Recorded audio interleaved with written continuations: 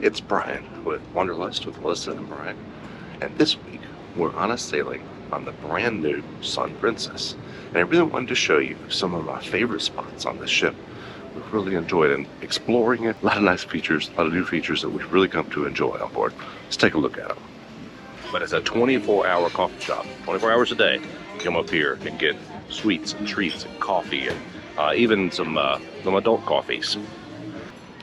Now the ship's design puts the Horizons dining room at the very aft of the ship, and sometimes that does make for an awkward interaction where you do have to walk through the Horizons dining room to get to the Wakeview Terrace, which happens to be one of my favorite spots.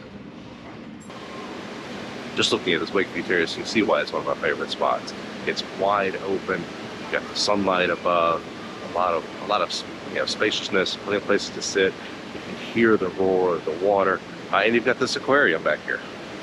It looks like an aquarium, but I think it's an infinity edge pool. But this part right up here really makes it kind of interesting when it gets full of people. It's definitely like it's like a people aquarium.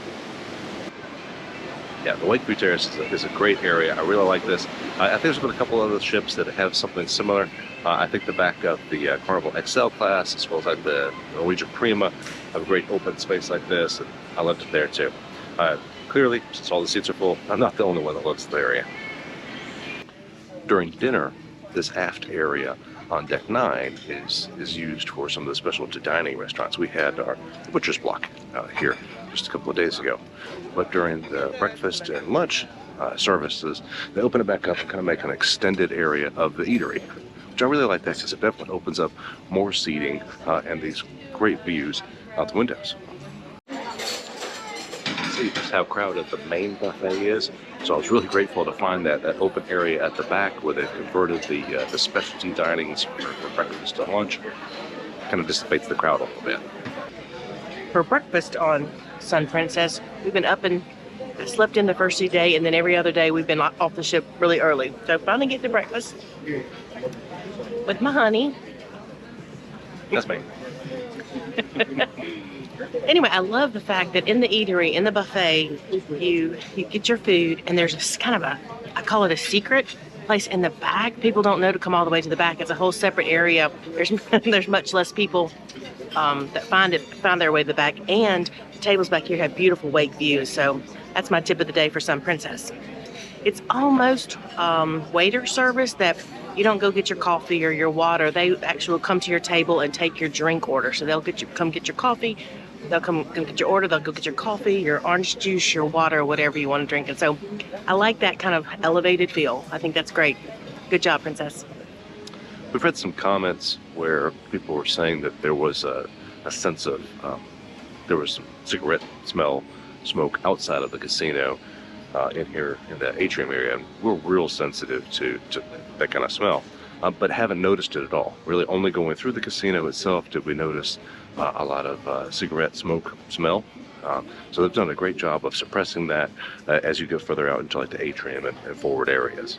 Most of the public spaces on board are on decks 7, 8, and 9, and then on 17 and up. So from here on deck 9, let's head up to 17. These smart elevators take a little bit for folks to figure out, right? It's you select the deck you want to go to, and it'll assign you to an elevator where you'll wait for that elevator to arrive, and it'll take you there. They have a couple of other stops on the way, but looks like we're golden. We're headed directly to deck 17. Well, hopefully directly. Deck 17, Lido deck, of course, we're going to find the main pool. There's 2 here, and I think there's one more in the reserve section at the back. They're not the largest pools, but there's plenty of seating around for the competitive sunbather. In addition to the 2 main pools right here in the middle of the Lido deck, there's also this indoor-outdoor pool that's in the dome, and that's kind of our next stop. This is a wonderful facility. I really like the way this is set up, and we're really hoping to catch a show in the dome this evening. Well, let's go take a look. Okay, I'll show you the dome in a little bit. They're doing yoga there right now, so there's a lot of activities on board the ship. There was Zumba going on in the atrium. We got yoga up here under the dome. We'll let them finish so I don't bother them. As we make our way forward of the dome, we're into the Salarium and sea view kind of area. I really like this because all of this glass breaks up the wind, and it's definitely windy today. When it's sunny, right, it's a great place to hang out because you have a little bit of the shade, but you still get these beautiful views of the water all the way around us. It does seem like some of those extended balcony cabins on deck 9 would lack for privacy. Something I never thought I would say, but where are we in the world? We're passing through the gap between Corsica and Sardinia. How cool is that? Too bad it's a little foggy. Can't quite make out the islands very well, but there they are. The Dome.